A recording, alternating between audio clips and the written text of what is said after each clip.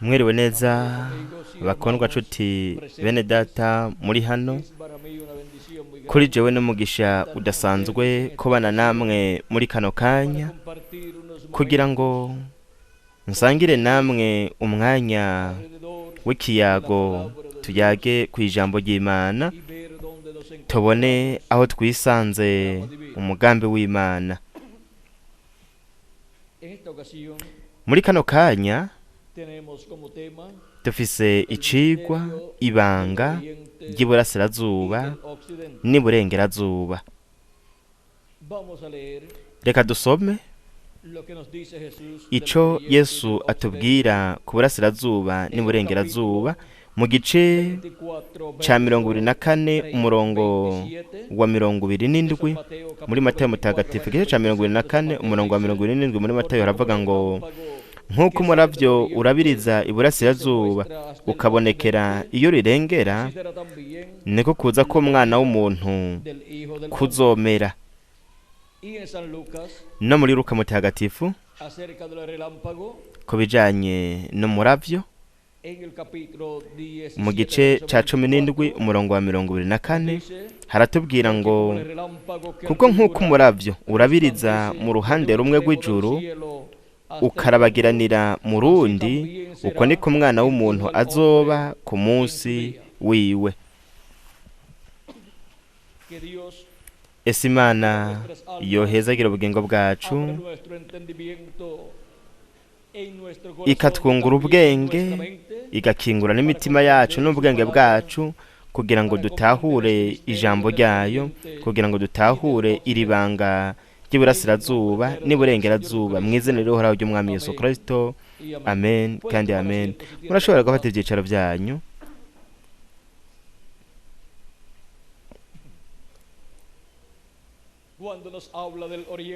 Iyo tubwiwe ku burasirazuba n'iburengerazuba tukabwirwa nk'umuravyo, ati nk'umuravyo urabagiranira. Haravuga ngo nk'uko umuravyo urabiriza iburasirazuba ukwiyerekanira iyo rirengera, niko bizoba no mu kuza k'umwana w'umuntu. Rero mwumve ingene ukuza kwa mbere kwa Kristo kwabereye mu burasirazuba mu gihugu ca Isirayeli, arico kiri mu burasirazuba bwo hagati, kandi turabona yuko hariya hashikirijwe ukuza kwa mbere kwa Kristo, ukuza k'umwana w'umuntu. Nyuma yaho turabona yuko hakozwe igihogwa c'ubucunguzi. Mpwemu yera yaje kandi ku bantu 120, nuko akomeza no kuza ku bihumbi n'ibihumbi by'abantu. Aho rero niho igihogwa ca Kristo cimukira muri Aziya ntoya biciye muri mutagatifu Pawulo, hanyuma igihogwa c'Imana cimukira mu Burayi biciye mu ntumwa zitanu Imana yarungitse mu Burayi mu ntambako zitanu canke ibihe bitanu vy'ishengero rya Yesu Kristo mu banyamahanga.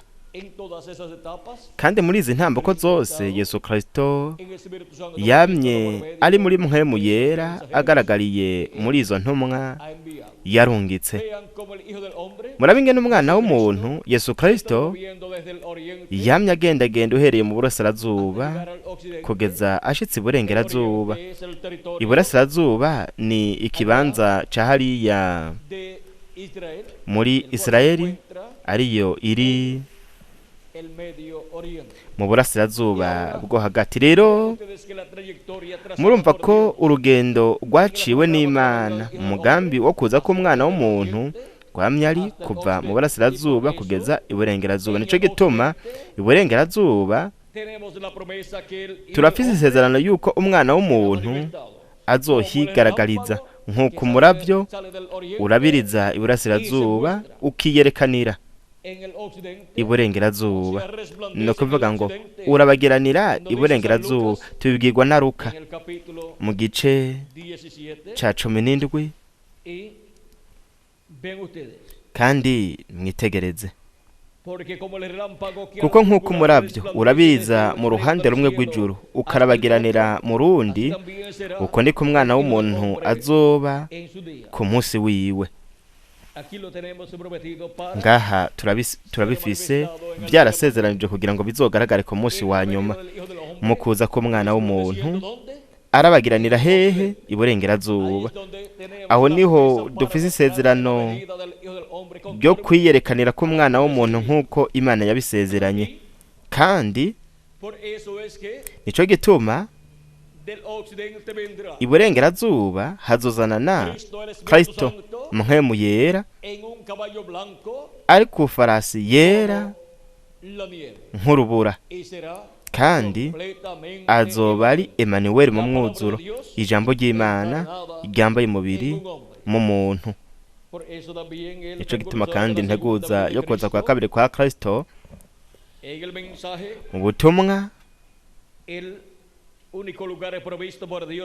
ahantu hamwe honyene ho gusengera, ku rupapuro rwa kabiri mu Gisipanyolo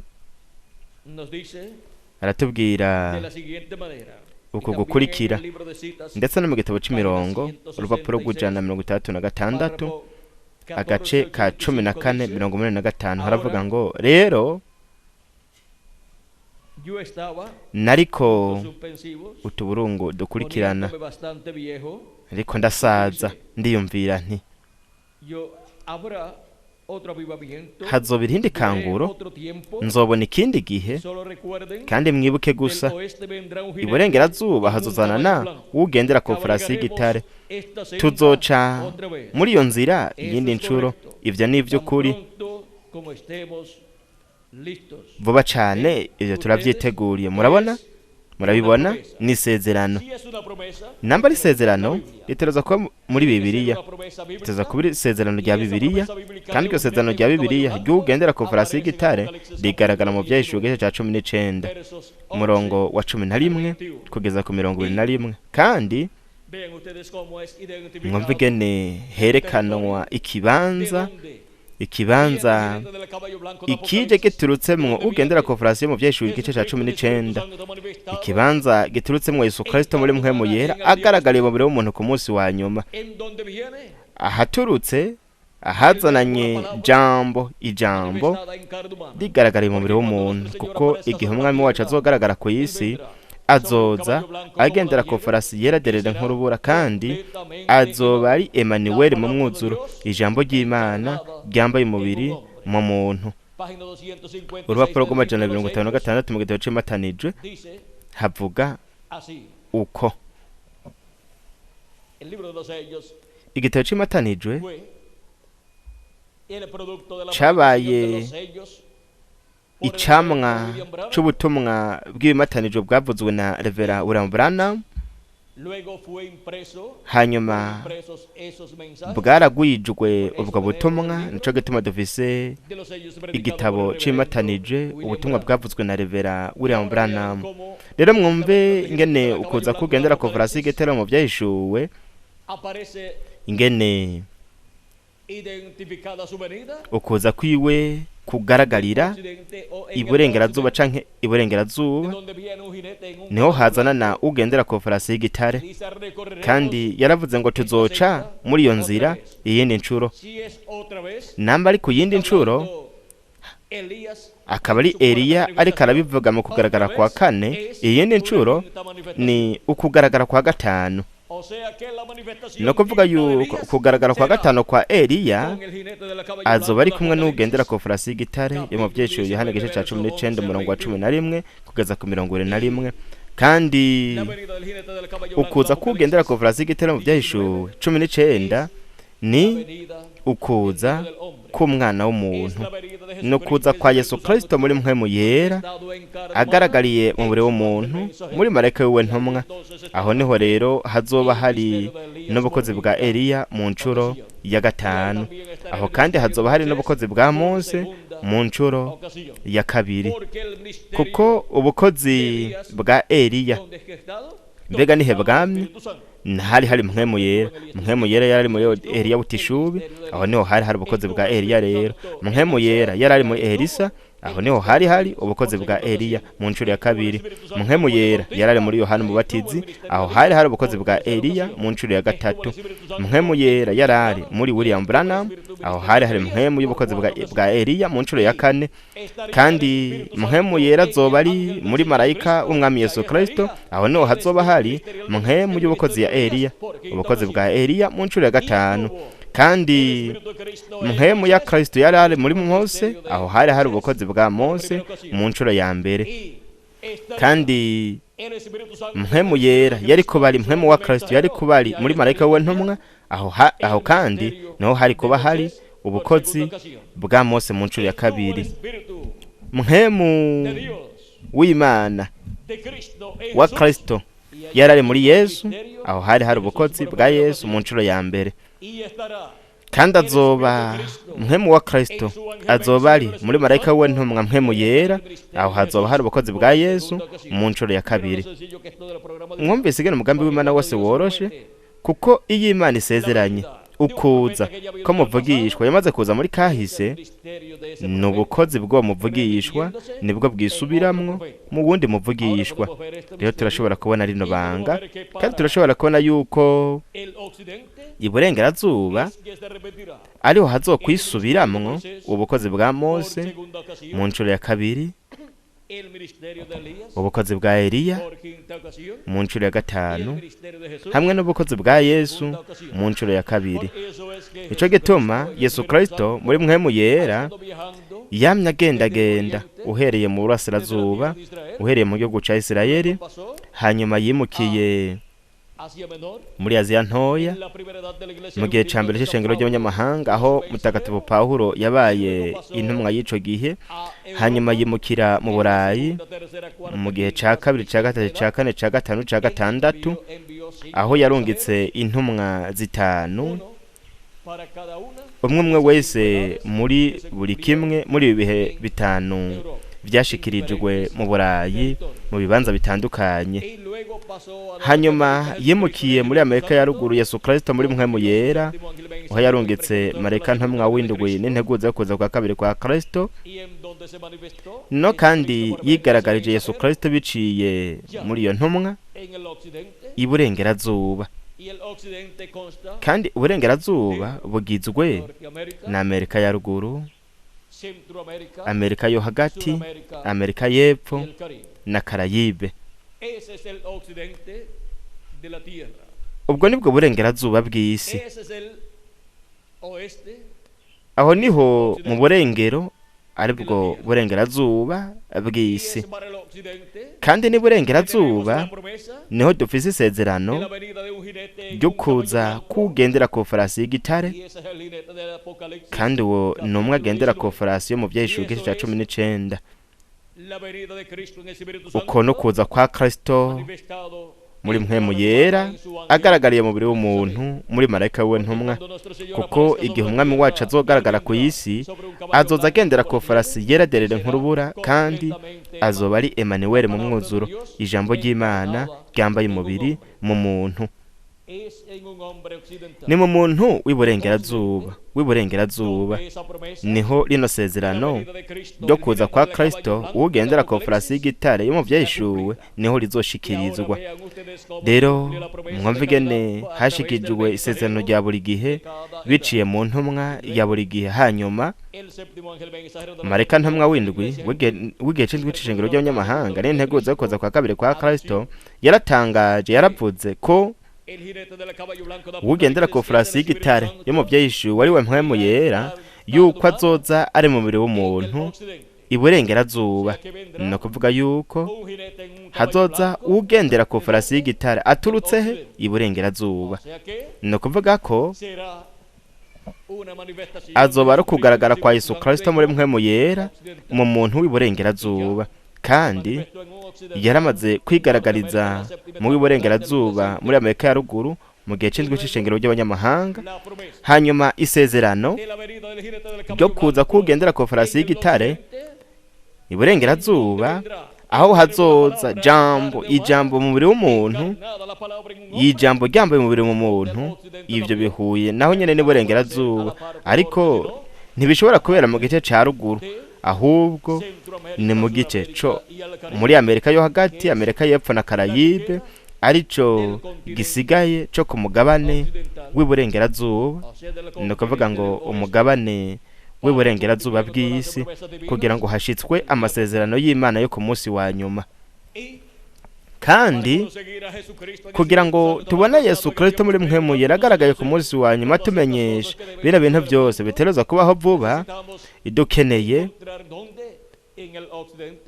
kubona hehe iburengerazuba umubiri w'inyama, ahari ijambo ryambaye umubiri ku munsi wa nyuma, mu gushitswa ko kuza kugendera ku farasi y'igitare yo mu Vyahishuwe igice ca 19.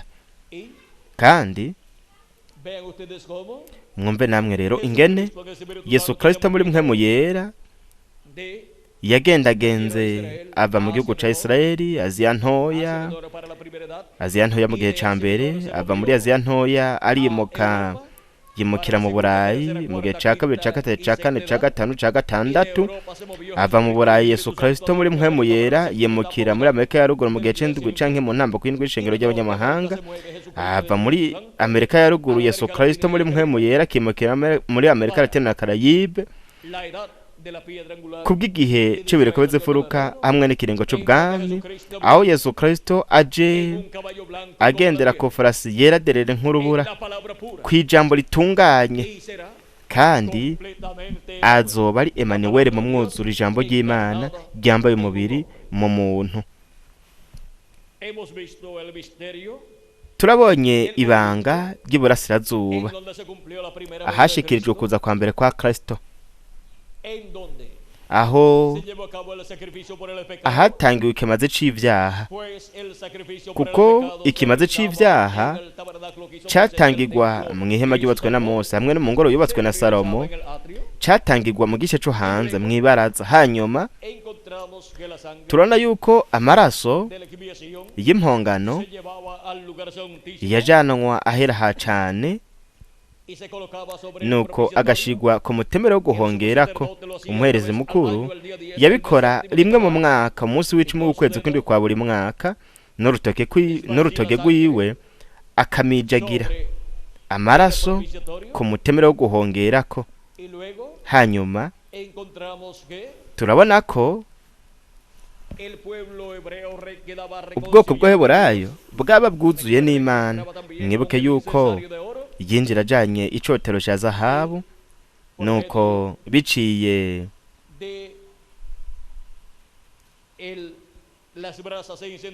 mu bibavu yaba yakije iri kuri ico cotero hamwe n'umwotsi waba uri muri ico cotero, muri iyo mibavu yaba yaturiwe aho muri ico gicu c'umwotsi, niho haduga amasengesho y'abantu hamwe n'umuherezi mukuru kugira ngo ubwoko bw'Abaheburayo bwuzure n'Imana.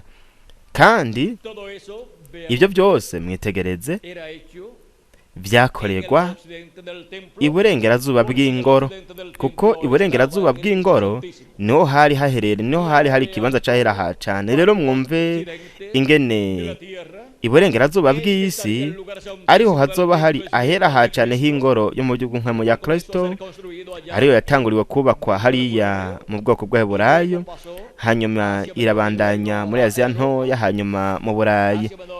Aziya ntoya n'Uburayi na Amerika ya ruguru bihuye n'ahera h'ingoro yo mu mpwemu ya Kristo. Amerika Latine na Karayibe nayo ihuye n'igice c'ahera ha cane h'ingoro yo mu mpwemu ya Kristo, kuko hamwe n'abanyamerika Latine na Karayibe arahamagara akegeranya abanyamerika Latine na Karayibe akabashira mu ngoro yiwe yo mu gihugu mpwemu, ariryo shengero ryiwe mu gihe c'ahera ha cane, igihe c'ibireko bizifuruka.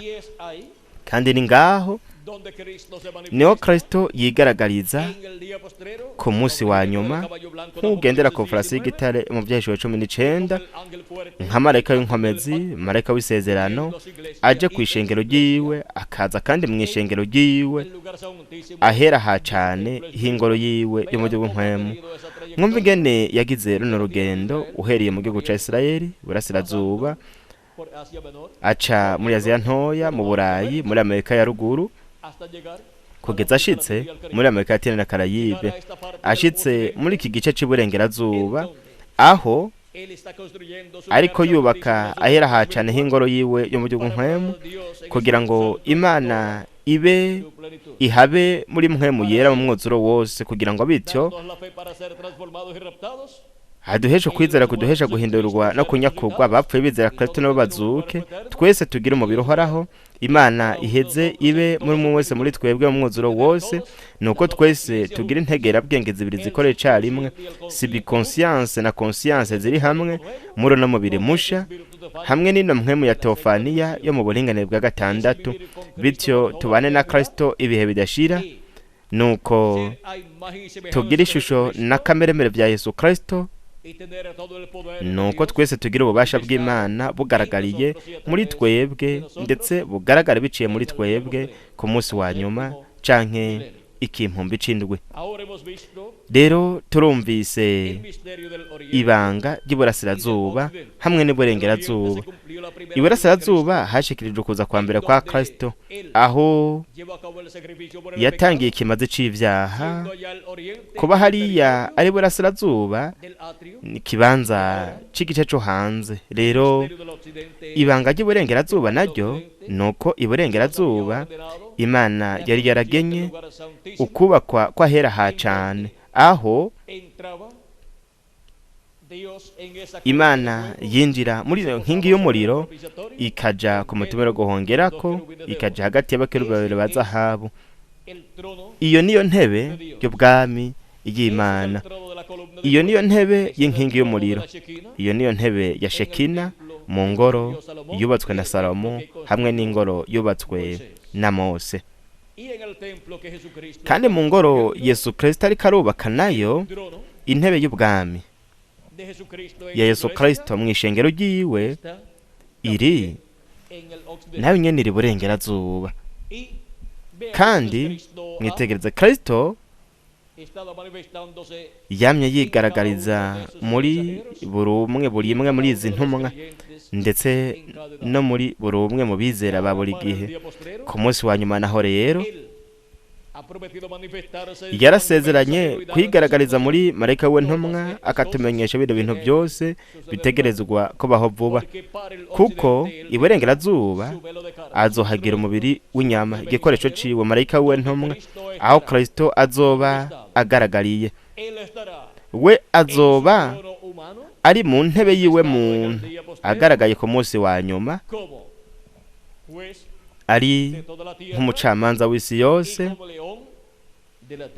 nk'intare yo mu muryango wa Yuda, nk'umwami w'abami, hamwe n'uganza abaganza mu gikorwa ciwe co kwisubiza ivyiwe. Kandi inkingi y'umuriro yari ahera hacane ku mutero guhongerako hagati y'abakerubi babiri ba zahabu mw'ihema ryubatswe na Mose hamwe n'ihema canke ingoro yubatswe na Salomo. Ku munsi wa nyuma izoba iri mu ngoro yayo, mw'ishengero ryayo, ahera hacane, igaragariye mu mubiri w'umuntu muri marayika ntumwa. Kandi uko n'ukugaragara kwahabaye ahera hacane h'ihema rya Mose hamwe n'ingoro ya Salomo, biriko birisubiramwe mu ngoro yo mu by'ubw'Impwemu y'umukundwa wacu umwami Yesu Kristo. Nico gituma ngaho mu ngoro yiwe canke mu ngoro yiwe ahera hacane h'ingoro yiwe niho hazopfa ubutumwa bukwire mu bwoko bw'Heburayo, buzova mu ntebe muntu, buzova muri marayika ntumwa, hazova ubutumwa buje mu bwoko bw'Heburayo, kuko buri muvugishwa w'Imana wese yamye akanwa k'Imana muri buri gihe. Kandi akanwa ka Kristo, akanwa k'Imana ku munsi wa nyuma ni marayika w'umwami Yesu Kristo, uwo ubuzoza arimwo ubutumwa bugenewe ubwoko bw'Heburayo, aribwo butumwa bw'inkuru nziza y'ubwami, ubutumwa bucijya nino buvuga kuza kwa kabiri kwa Kristo nk'intere mu muryango wa Yuda, nk'umwami w'abami hamwe n'uganza abaganza hamwe n'umucamanza w'isi yose. Rero ibyo byose byasezeranijwe ko bizoshikirizwa hehe? iburengerazuba, kuko nk'uko umuravyo urabiriza iburasirazuba ukiyerekanira ukigaragariza ukihishurira iburengerazuba, uko niko ukuza k'umwana w'umuntu kuzomera.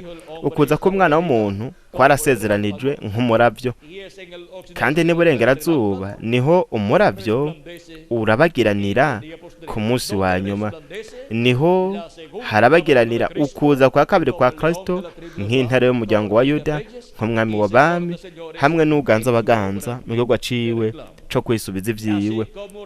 Nk'uko Imana yacu ibibatsi yarabagirana mu muco wa Shekina, ikarabagirana ku mutemero wo guhongerako hagati y'abakerubi babiri ba zahabu, kandi hagati y'ubukozi bwa Mose na Eliya ubuzoba buri muri marayika w'umwami Yesu Kristo.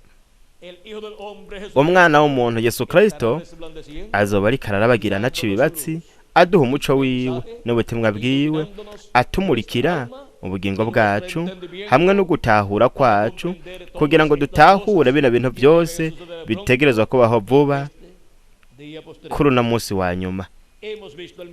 Turabonye ibanga ry'iburasirazuba n'iburengerazuba. Iburasirazuba hashikirijwe ukuza kwa mbere kwa Kristo biciye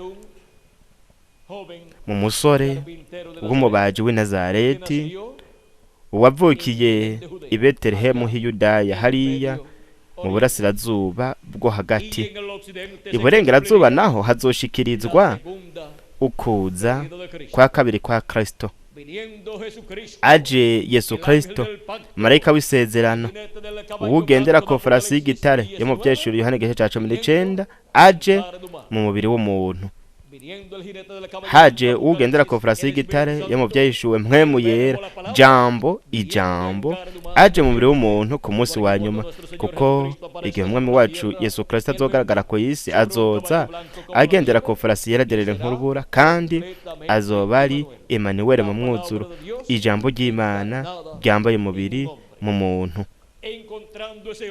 Tubonye uwo muntu ahazoba hari ijambo ryambaye umubiri, tuzoba tubonye ugendera ku farasi y'igitare mu Vyahishuwe 19, tuzoba tubonye Yesu Kristo muri mpwemu yera agaragariye iburengerazuba, no kuvuga ngo mu kibanza c'umugabane wa Amerika, mu gice co hagati mu bumanuko ndetse na Karayibe, Amerika yo hagati, Amerika y'epfo na Karayibe. Ico nico kibanza co kuza kugendera ku farasi y'igitare mu Vyahishuwe, ariko kuza kw'ijambo ryambaye umubiri mu muntu, ryambaye umubiri muri marayika ntumwa w'umwami Yesu Kristo. Iburengerazuba hazozanana ugendera ku farasi y'igitare. Tuzoca muri iyo nzira iyindi ncuro, vyavuzwe na Eliya mu kugaragara kwiwe kwa kane, kandi Eliya azohaca mu kugaragara kwiwe kwa gatanu, ari kumwe n'uyagendera ku farasi y'igitare yo mu Vyahishuwe 19. Azoca muri iyo nzira iyindi ncuro mu ncuro ya gatanu, ari kumwe na mpwemu yera agaragare mu mubiri w'umuntu muri marayika we ntumwa ku munsi wa nyuma. Ndetse kandi n'ubukozi bwa Mose nabwo buzoca muri iyo nzira iyindi ncuro mu ncuro ya kabiri ku munsi wa nyuma iburengerazuba, kandi aho niho bazoca imbere gato, bazoca bagaruka iburasirazuba mu gihugu ca Isirayeli. Rero turabonye ibanga ry'iburasirazuba, no kuvuga ngo mu burasirazuba hamwe n'iburengerazuba, no kuvuga ngo mu burengerazuba ari wo mugabane wa Amerika na Karayibe, kandi iburasirazuba naho ni mu gihugu ca Isirayeli, arico kiri mu burasirazuba bwo hagati. Rero turabonye rino banga ry'iburasirazuba hamwe n'iburengerazuba. Mwabonye ingene byose byoroshe, mwabonye ko byose bihuye, kandi ko byose biri mu mugambi w'Imana, kuko byose bitegerezwa kuguma mu bumwe hamwe n'umugambi w'Imana, ari wo wagiye uragaragazwa mu bihe by'ishengero hamwe n'ibiringo byaheze. umugambi w'Imana wagaragariye mu ihema ryubatswe na Mose hamwe no mu ngoro yubatswe na Salomo. Ico gituma Kristo mu kubakwa kw'ingoro yiwe y'ubw'inkwemu yagumije urutonde rw'ihema rya Mose hamwe n'ingoro ya Salomo, kuko ico nico gicapo Imana yeretse Mose hariya ku musozi, nico gicapo c'ingoro iri mw'ijuru. Kandi yisunze ico gicapo nico Kristo yamye akoresha mu kubaka ingoro yiwe yo mu bw'inkwemu, kugira ngo Imana izoyibemwa muri mpwemu yera mu mwuzuro wose, arivyo bizoba ku munsi wa nyuma, aho muri iyo ngoro Imana izoyinjira mu mwuzuro wose. Twese tuzoheza rero tugire umwuzuro wa mpwemu yera, dufise umubiri wa teofaniya uhoraho hamwe n'umubiri ufadika uhoraho uhawe ubwiza, ari wo uzoba umeze nk'umwami wacu Yesu Kristo. Bityo rero twese tuzogira ishusho na kameremere y'umukundwa wacu umwami Yesu Kristo. Haheze hashitswe isezerano rya Kristo igihe yavuga ngo iyo agatete k'ingano kataguye mu ivu ngo gapfe kaguma ari konyene, ariko kakaguye mu ivu kagapfa gahunda impeke nyinshi. No kuvuga abahungu benshi n'abakobwa b'Imana mw'ishusho y'agatete k'ingano kamwe kabibwa mw'ivu, no kuvuga ngo mw'ishusho na kameremere by'umukundwa wacu umwami Yesu Kristo, ari we agatete k'ingano kapfuye, nuko abibwa mw'ivu kugira ngo arondoke agwire nk'amamiliyoni n'amamiliyoni y'abahungu n'abakobwa b'Imana. Mu kugwira canke ukurondoka kwa bino vyaremwe bishasha byatangujwe n'umukundwa wacu umwami Yesu Kristo, murabe ingene hariko haraba ukugwira kw'ivyaremwe bishasha, ari navyo Yesu Kristo ari imfura yavyo. Wewe ariko aragwira nk'uko biri mu vyagezwe canke mw'ibwirizwa ryo kurondoka canke kugwira. Mw'ibwirizwa ryo kugwira hagaragara iki? Hagaragara ko ari ukubiba hanyuma kugira ngo usarure. Ni ukubiba kugira ngo igiti kimere, hanyuma haze ivyimburwa, hanyuma haze isarura ry'ivyo vyimburwa byose vyamye kuri ako gati k'ingano kabibwe mw'ivu. Mwumve ingene Kristo rero yavutse, hanyuma nk'igiti c'ingano, no kuvuga ngo nk'ishengero, hanyuma mw'ishengero hamye havukira abahungu n'abakobwa b'Imana. Arizo ngano ni ukugwira, ukurondoka kwa Kristo. Kandi ku munsi wa nyuma niho ingano zose z'ingano, intete zose z'ingano zera izizoba zibayeho kuri uno munsi wa nyuma.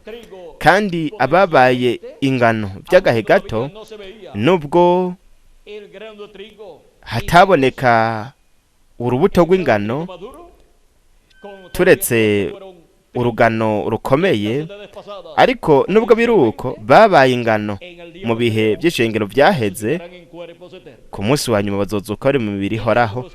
Natwe bakiri bazima tuzokwera, tuzogera ku gukomera, tuzohindurwa, nuko turonka umubiri uhoraho natwe nyene.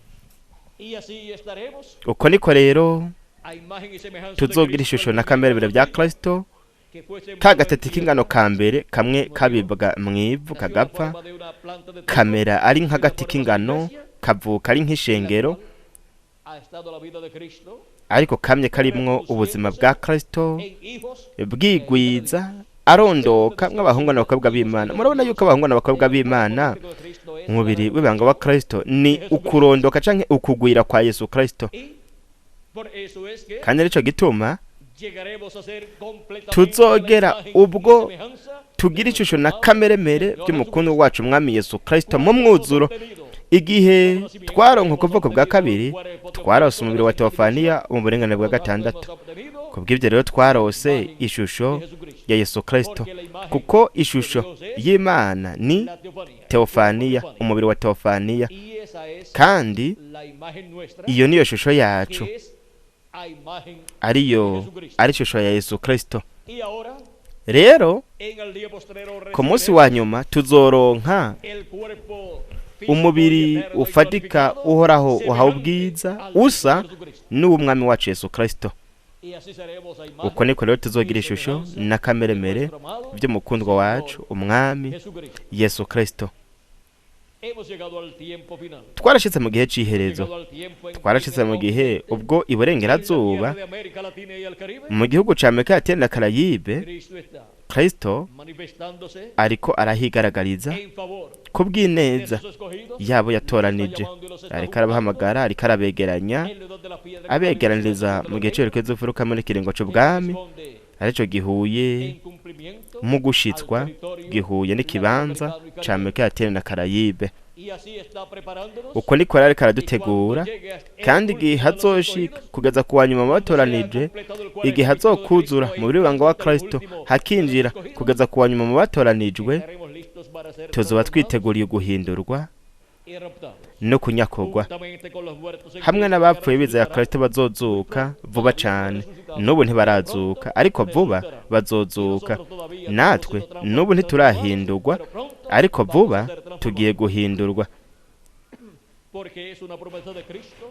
kuko n'isezerano rya Kristo rizoshitswa ku munsi wa nyuma mu gihe c'iherezo furuka hamwe n'ikiringo c'ubwami, aho turonka ukwizera, uguhishurirwa kuduhesha guhindurwa no kunyakorwa kuri uno munsi wa nyuma.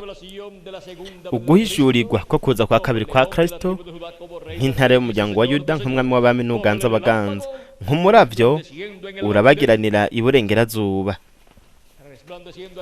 arabagiranira iburengerazuba. Inde? Umwana w'umuntu mu kuza kwiwe, mu kuza k'umwana w'umuntu, ariko kuza kwa Kristo muri mpwemu yera biciye muri marayika wiwe ntumwa, yigaragaje mu banyamerika Latine na Karayibe mu gihe c'ibiriko furuka hamwe n'ikiringo c'ubwami.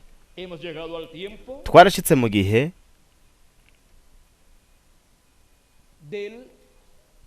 mu gihe c'iburengerazuba, twarashitse mu gihe cana amasezerano yose y'Imana kugira ngo ashikirizwe iburengerazuba muri iki gihe ca nyuma, kino gihe twebwe turiko turabamwo. Kandi abatoranijwe b'abanyamahanga bazobabayeho iburengerazuba mu gihe ca Amerika Latine na Karayibe bazobona ugushitswa kukuza k'umwana w'umuntu nk'umuravyo urabagiranira iburengerazuba, kandi ukarabageranira mu bugingo bwacu ndetse no mu gutahura kwacu, ukatumurikira mu bugingo hamwe no gutahura kugira ngo tubone dutahure bino bintu byose byasezeranije ko bizoba kuri uno munsi wa nyuma. None barihe abazoba ariko barabona ukuza k'umwana w'umuntu nk'umuravyo urabagiranira iburengerazuba muri Amerika Latine na Karayibe? Turi ngaha. Aha hariho umugwi muri Chinandega, Nicaragua, ndetse hariho no mu bibanza bitandukanye vya Nicaragua no mu bibanza bitandukanye vya Amerika Latine na Karayibe. Hari abari kuzobona ukuza k'umwana w'umuntu aca ibibatsi arabagirana nk'umuravyo iburengerazuba, no kuvuga muri Amerika Latine na Karayibe kuri uno munsi wa nyuma. Yesu imigisha Yesu Kristo marayika w'isezerano yoba kuri umwe wese muri mwebwe abanyamerika Latine na Karayibe hamwe n'ibibanza vyanyu, kandi se mwese mwo kwinjira hamwe n'ibihugu vyanyu bikinjira mu nganje y'ubwiza y'imyaka 1000 ya Yesu Kristo. Abanditse mu gitabo c'ubugabo c'umwagazi w'intama bahindurwe kuri uno munsi wa nyuma, bashigwe mu gihe c'ibiriko furuka hamwe n'ikiringo c'ubwami, kandi bategurwe kugira ngo bahindurwe banyakurwe kuri uno munsi wa nyuma, mw'izina rihoraho ry'umukundwa wacu umwami Yesu Kristo. Amen kandi amen. Kuri jewe ryari bakore ridasanzwe kubana namwe muri kano kanya, ndabashingira intahe y'ibanga ry'iburasirazuba n'iburengerazuba. Murabe n'ubu haracariho ibindi byinshi twoshobora kubandanya tuvuga ku bijanye n'iburengerazuba hamwe n'iburasirazuba. nk'akarorero marayika aratandukanye n'abandi, umwe yari ari mwa ca gicu kimwe cyafotogwa mu 1963 mu kwa kabiri tariki 28 mu 1963. murabe ingene uyu mumarayika yaguruka ava iburengerazuba yerekeza mu burasirazuba, kuko ubutumwa bwiwe ni ubutumwa buhera iburengerazuba mu gihugu ca Amerika, muri Amerika Latine na Karayibe. ubwo nibwo butumwa bw'inkozi y'ubwami, kandi ubwo butumwa buraguruka kugeza bushitse mu burasirazuba, no kuvuga ngo mu gihugu ca Isirayeli. ubwo nibwo butumwa barindiriye abaheburayo. kandi ukuza k'umwana w'umuntu ava iburengerazuba aja iburasirazuba, kuko ashikirizwa iburengerazuba. hanyuma ukuza kwa kabiri kwa Kristo kuzoguruka hamwe no guhishurirwaho ukuza kwa kabiri kwa Kristo kuje mu bwoko bw'Aburayo iburasirazuba. ariko canke azoguruka aje iburasirazuba mu bwoko bw'Aburayo, ariko bwa mbere azoba ari hehe? Iburengerazuba mu gihugu c'Abanyamerika Latine na Karayibe. Yesu imigisha Yesu Kristo marayika w'isezerano yoba kuri umwe wese muri mwebwe no kuri jewe nanje, kandi vuba twese duhindurwe tunyakugwe. murakoze cyane kuba mwateze amatwi mubikunze, bakundwa nshuti bene data muri hano, abakurikiranira ku iradiyo ndetse n'abarabira kumbonesha kure. mwese mugire umuhingamo mwiza canke ijoro ryiza, namba ari mwijoro muriko murabona mwumva kino gikorane muciye ku iradiyo canke kumbonesha kure. ndasigana hamwe namwe bundi busha Revera Miguel Bermudez Marina kugira ngo bandanye asozere kuri uno muhingamo igice cacu ashimira Kristo kubw'imigisha yiwe. hamwe natwe bundi busha Revera Miguel Bermudez Marina. Yesu Imana yabahezagira kandi kabarinda mwese.